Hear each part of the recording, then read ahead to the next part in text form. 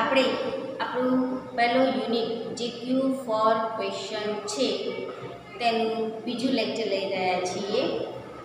આગળના લેક્ચરમાં આપણે એક્ટિવિટી 2B એને બાકી રાખી હતી, કારણ કે એમાં મારે તમને તમારી સાથે ચર્ચા કરવાની છે કે WHના પ્રશ્નો કેવી રીતે બને. આમ તો 7મા ધોરણના ગ્રામરના વિડીયોમાં મેં તમને આ પદ્ધતિ શીખવાડી છે, છતાં પણ આજે ફરીથી તમારું એક રિવિઝન થઈ જાય અને મારી એક્ટિવિટી સોલ્વ થઈ જાય એ ઉદ્દેશ્યથી, એ ઇન્ટેન્શનથી આજે હું તમને ફરીથી WHના પ્રશ્નોની થોડી રચના શીખવાડું છું. બરાબર? WHના પ્રશ્નો એટલે કયા? તો એમાં એક તો આવશે હુ, બીજું આવે વોટ, પછી આવે વેર, પછી આવે વેન, પછી આવે વાય. આ બધા પ્રશ્ન સૂચક શબ્દો છે. આ બધા પ્રશ્નો બનાવવા માટે વપરાતા શબ્દો છે. સૌથી પહેલાં તો હુ એટલે કોણ. જ્યારે આપણે કોણથી પ્રશ્ન પૂછીએ ત્યારે આપણે બધા જાણીએ છીએ કે પ્રશ્નની અંદર જવાબ ન હોય. જો આપણે કોણથી પ્રશ્ન પૂછીએ છીએ તો એની સામે આપણને વ્યક્તિનું નામ મળે છે, કર્તા મળે છે. તો જ્યારે આપણે હુ વડે પ્રશ્ન બનાવીએ ત્યારે આપણા પ્રશ્નમાં કર્તા હોવો જોઈએ નહીં. તો અહીંયા હુથી પ્રશ્ન બનાવીએ તો આપણે વાક્યમાંથી કર્તાને કાઢી નાખવો પડે. બરાબર? પછી વોટ એટલે થશે શું. શુંથી પ્રશ્ન પૂછીએ તો આપણને કોઈ વસ્તુ કે કોઈ વસ્તુ, કોઈ પ્રાણી, કોઈ પશુ પક્ષીની આપણને નામ જાણવા મળે. બરાબર? તો જ્યારે વોટ વડે પ્રશ્ન પૂછીએ ત્યારે એ વસ્તુનું નામ તમારે પ્રશ્નમાં લખવાનું નથી. એનો વસ્તુના નામને ગ્રામરની ભાષામાં શું કહેવાશે? કર્મ. એટલે જ્યારે વોટ વડે પ્રશ્ન બનાવો ત્યારે તમારે તમારા વાક્યમાં કર્મ લખવાનું નહીં. એવી રીતે છે વેર. વેર એટલે ક્યાં. ક્યાંથી પ્રશ્ન પૂછીએ તો આપણને જગ્યા મળે. આપણે કોઈને પૂછીએ કે ક્યાં જાય છે તો કે બજારમાં. તો બજાર એ સ્થળ થયું, જગ્યા. તો જ્યારે તમે વેરથી પ્રશ્ન બનાવો ત્યારે તમારે તમારા વાક્યમાં સ્થળ કે જગ્યા લખવાની નથી. વેન એટલે ક્યારે. ક્યારેથી પ્રશ્ન પૂછીએ તો આપણને સમય મળે. સમય ક્યારે આવશે તો ભાઈ આવતીકાલ કે 5 વાગે કે આવતા વર્ષે. તો એ સમય, તો જ્યારે વેનથી પ્રશ્ન પૂછીએ ત્યારે આપણે આપણા પ્રશ્નમાં સમય લખવાનો નથી. અને બીજું છે વાય એટલે શા માટે અથવા તો કેમ. તો આનાથી પ્રશ્ન પૂછીએ ત્યારે આપણને જવાબમાં શું મળશે? કારણ મળશે. તો કારણ આપણે આપણા જવાબમાં લખવાનું નથી. એક વખત તમારા મગજમાં આ વસ્તુ ક્લિયર થઈ જવી જોઈએ. જો આ વસ્તુ એક વખત ક્લિયર થઈ ગઈ તો તમે બધા જ કાળના WHના પ્રશ્નો બનાવી શકો. બધા જ કાળમાં WHના પ્રશ્નો બનાવવાની પદ્ધતિ બધે સરખી જ છે. ફક્ત કાળ બદલાય એટલે એનું ક્રિયાપદ બદલાય, બાકી નિયમો તો બધા આ જ રહેશે. ગ્રામરમાં એ વસ્તુ બહુ ફાયદાકારક છે કે નિયમો એના એ જ રહે, ખાલી કાળ બદલાય એટલે એનું ક્રિયાપદ પણ બદલાય. બરાબર છે? તો હવે આપણે જે ટેક્સ્ટ બુકમાં જે વાક્ય આપેલું છે એ વાક્યને આધારે જ એ વાક્યોની જ ચર્ચા કરીએ અને હું તમને આની રચના શીખવાડતી. આ બધી રચના આપણે 7મા ધોરણના ગ્રામરના લેક્ચરમાં મેં શીખવાડેલી છે. જો કોઈએ ધ્યાનથી જોઈ હશે તો એને આજે આ બધી રચનાઓ જોઈ, સાંભળી અને એને યાદ આવી જશે. ચલો, પહેલું વાક્ય આપણે એક્સરસાઇઝમાં 2Bમાં આપેલું છે. My friends visited Amit's village last vacation. My friends visited Amit's village. Visited Amit's village last vacation. Last vacation. આ એક વાક્ય છે કે my friends visited Amit's village. મારા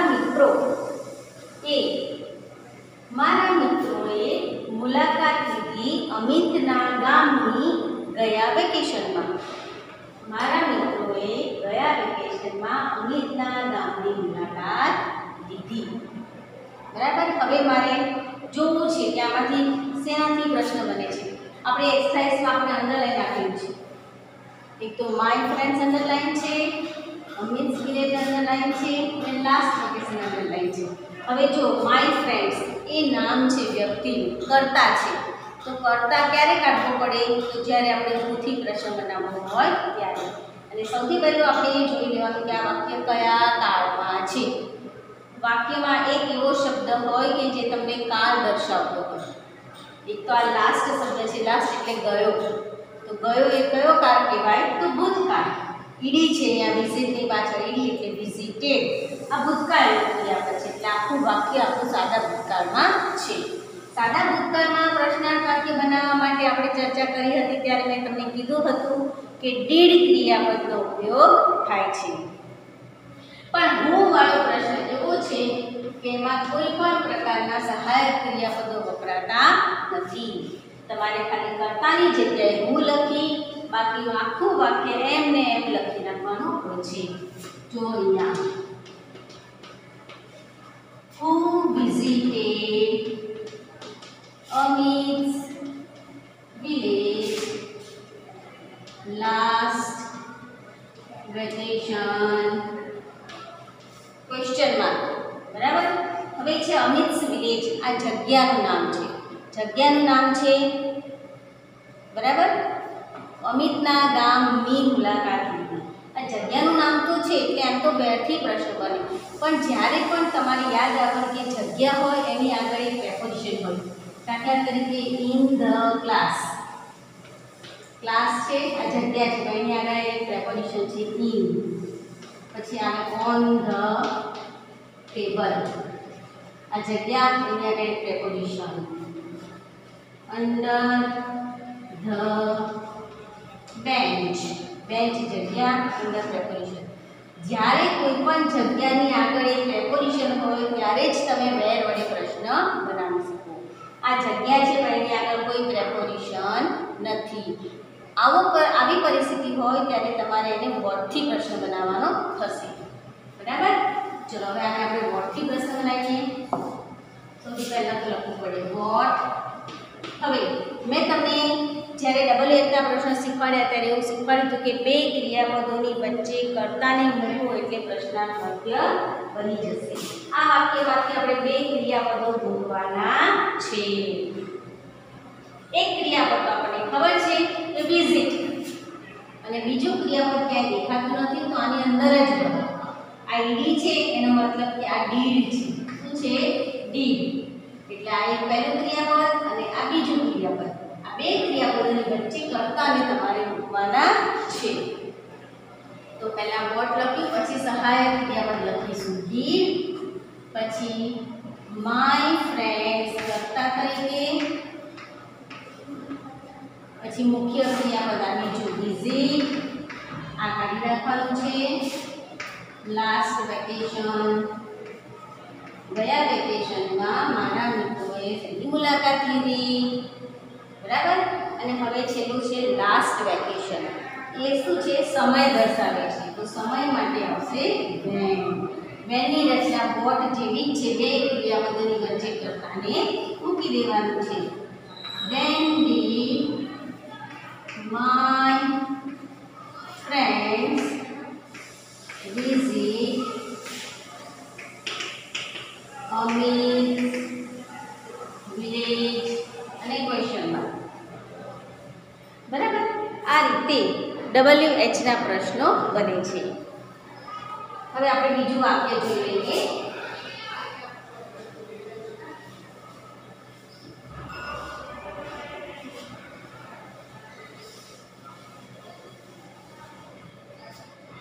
બીજું વાક્ય છે કનૈયાલાલ મુનશી. શું છે? કનૈયાલાલ મુનશી wrote પાટણની પ્રભુતા in 1916. કનૈયાલાલ મુનશી wrote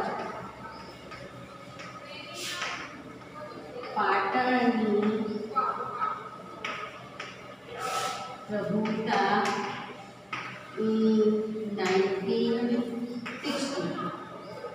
બરાબર છે. હવે આમાં આપણને આપ્યું છે કનૈયાલાલ મુનશી અંડરલાઈન છે, પાટણની પ્રભુતા અંડરલાઈન છે અને ઇન 1960 અંડરલાઈન છે. બરાબર. ચલો પહેલું તો કરતા જ્યારે અંડરલાઈન હોય ત્યારે હંમેશા બહુવડી પ્રશ્ન તો બને જ. એટલે હું આમાં તો કોઈ સહાયક ક્રિયાપદ વાપરવાનું નથી.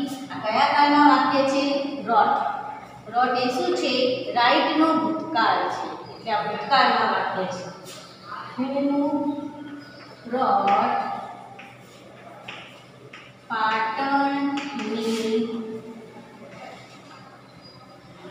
પ્રભુતા in 1916. બરાબર. પછી પાટણની પ્રભુતા આ વસ્તુ બુકનું નામ છે એટલે વસ્તુ થઈ. વસ્તુ એટલે કર્મ. કર્મ એટલે વોટ વડે પ્રશ્ન બનશે. વોટની રચના ખબર છે? બે ક્રિયાપદોની વચ્ચે કરતા. આ એક ક્રિયાપદ છે. બીજું કયું લખીશું તો ભૂતકાળ માટે હંમેશા ફૂલ એન્ડ ફાઇનલ એક જ ક્રિયાપદ છે ડીડ. પહેલા આપણે લખીશું વોટ ડીડ કનૈયાલાલ મુનશી. હવે આનું મોઢું લખવાનું છે રાઇટ ઇન 1916.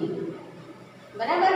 અને હવે છેલ્લો આપણને આપ્યું છે ઇન 1916 કાઢીને પ્રશ્ન બનાવવાનો છે. તો ઇન 1916 કાઢીને પ્રશ્ન બનાવીએ એટલે એ સમય છે. તો સમયને કાઢીને પ્રશ્ન બનાવીએ તો વેનથી બનશે ને. વેન આની આ જ રચના છે. When did Kanaiyalal Munshi write પાટણની પ્રભુતા. બરાબર છે.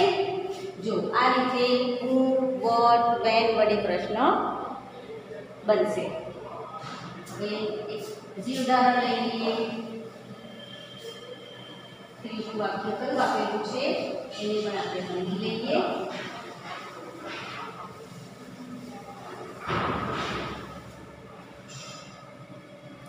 Sunita Williams was born.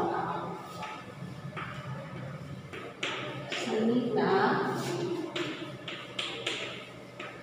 Williams was born on 19th September. On 19th September 1965 in Ohio.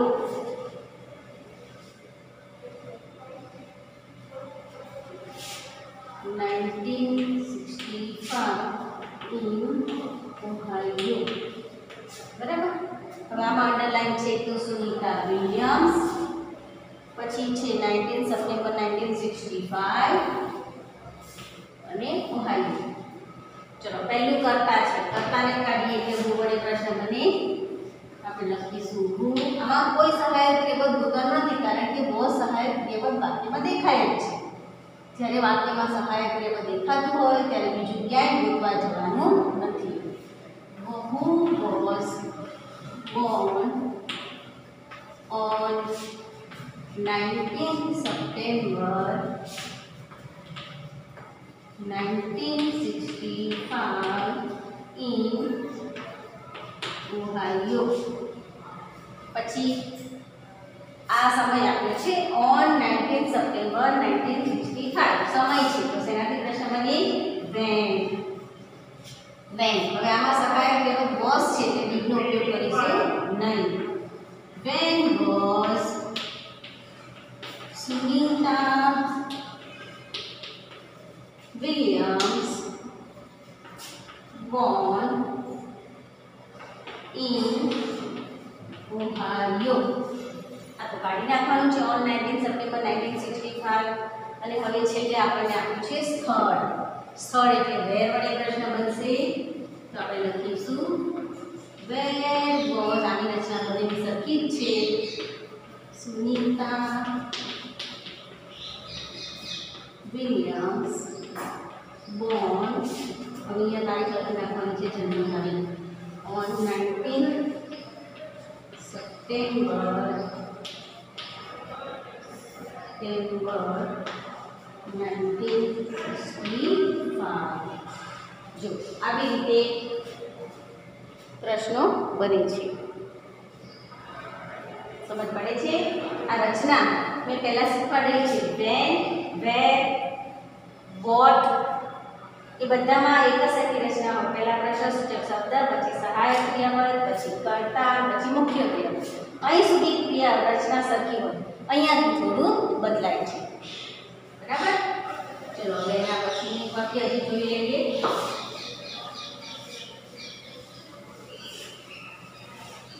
બહુ સહેલું ગ્રામર છે. જો તમે ધ્યાનથી સમજો, એના નિયમો એક વખત સમજી લો તો ગ્રામર બહુ જ ખરેખર સહેલું છે. Munna made mango juice in the morning.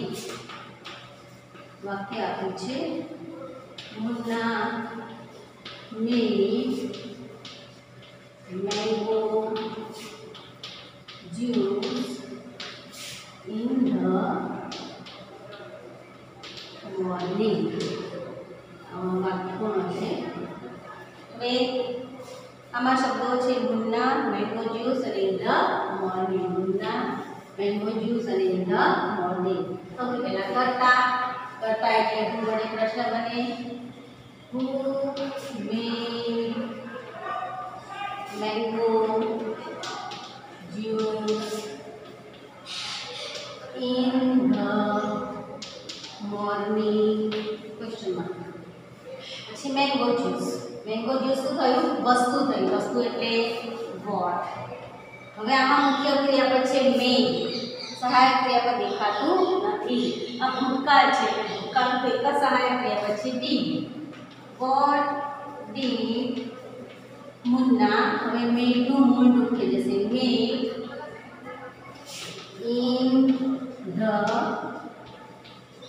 Morning? Question. બરાબર? એક સહાયક ક્રિયાપદ ભૂતકાળનો આવે એટલે બીજું મુખ્ય ક્રિયાપદ આવતું હોય અને મૂળ રૂપમાં લખવાનું. બે ભૂતકાળના રૂપો ક્યારેય એક વાક્યમાં લખાય નહીં. હવે છે ઇન ધ મોર્નિંગ. એ આપણને શું બતાવે છે? સમય બતાવે છે. તો સમય માટે શું આવશે? વેન. આની આ જ રચના આવશે. વેન ડીડ મુન્ના મેડ. જો આ ચાર શબ્દો મેં કીધા હતા ને, કર્તા, સહાયક ક્રિયાપદ, પ્રશ્નસૂચક શબ્દ, સહાયક ક્રિયાપદ, કર્તા અને મુખ્ય ક્રિયાપદ. આ બધા ચાર શબ્દો એક જ સરખા આવે. અહીંથી બધા શબ્દ આ કાઢી નાખવાનું છે. તેની જગ્યાએ આપણે આ લખી નાખીશું મેંગો જ્યુસ. જોઈ લો. બરાબર છે? આવી રીતે આ બધા પ્રશ્નો બને છે. હજી એક છેલ્લો પ્રશ્ન છે, પાંચમો. એને પણ આપણે ચર્ચામાં લઈ લઈએ.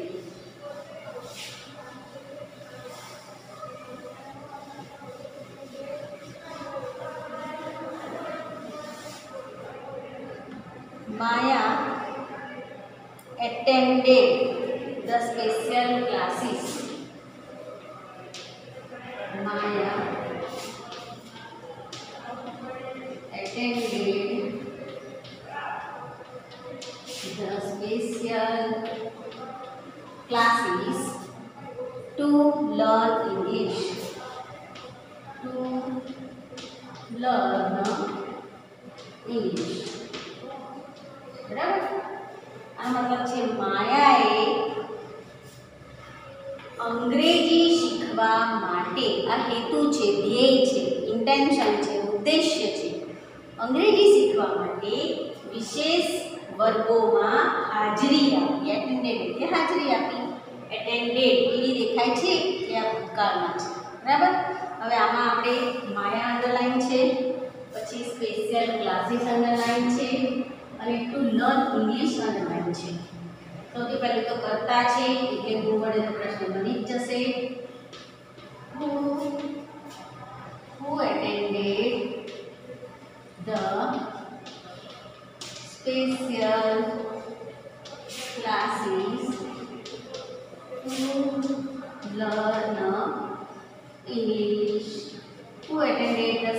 Classes two learn English. હવે છે ધ સ્પેશિયલ ક્લાસીસ. આ શું થઈ? વસ્તુ થઈ કે ભાઈ એને શેમાં હાજરી આપી, બરાબર? તો અહીંયા બનશે પ્રશ્ન વોટ થી. એટલે વોટ સ્થળ છે પણ સ્થળની આગળ પ્રેપોઝિશન નથી, એટલે મેં તમને હમણાં કીધું એ પ્રમાણે જ્યારે સ્થળની આગળ પ્રેપોઝિશન ના હોય ત્યારે તમારે તેને કર્મ સમજીને વોટ વડે પ્રશ્ન બનાવવાનો રહેશે. વોટ. હવે આનું સહાયક ક્રિયાપદ નીકળશે did. What did Maya attend. હવે એટેન્ડમાંથી પાછળથી ડી નીકળી જશે. What did Maya attend to learn English. માયાએ અંગ્રેજી શીખવા માટે શેમાં હાજરી આપી, બરાબર? અને છેલ્લું છે ટુ લર્ન ઇંગ્લિશ. આ એક ઉદ્દેશ્ય છે, હેતુ છે. હેતુ કે ઉદ્દેશ્ય હોય તો એને કાઢીએ ત્યારે આપણે વાયની રચના પૂછીએ છીએ. વાયની રચના પણ વોટ જેવી છે, બે ક્રિયાપદોની વચ્ચે કરતા. Why did Maya attend the special classes. અને છેલ્લે મૂકીશું આપણે ક્વેશ્ચન માર્ક. બરાબર? આ રીતે WH ના પ્રશ્નો બને છે. એક હુની રચનામાં આપણે યાદ રાખવાનું છે કે હુ વાળા પ્રશ્નમાં ક્યારેય કોઈ સહાયક ક્રિયાપદ વપરાતું નથી. અને બાકી વોટ, વેર, વેન, વાય આ બધાની રચના સરખી જ છે. પહેલો પ્રશ્ન સૂચક શબ્દ, પછી જે તે વાક્યમાં જે કાળ હોય એનું સહાયક ક્રિયાપદ, પછી કર્તા અને પછી મુખ્ય ક્રિયાપદનું મોઢું. અને એની પાછળના શબ્દોમાં થોડો ફેરફાર થશે. તો આવી રીતે આપણે આજે એક્ટિવિટી 2B ની ચર્ચા કરી. આ એક્ટિવિટી તમારે નોટમાં લખવાની છે. એક્ટિવિટી 3 એના પછી તમે એક્ટિવિટી 2B લખશો તો ચાલશે. અહીંયા આપણે આપણું લેક્ચર પૂરું કરીએ છીએ. નેક્સ્ટ લેક્ચરમાં આપણે એક્ટિવિટી 4 જે આપણો મુખ્ય પાઠ છે તેની ચર્ચા કરીશું. Thank you.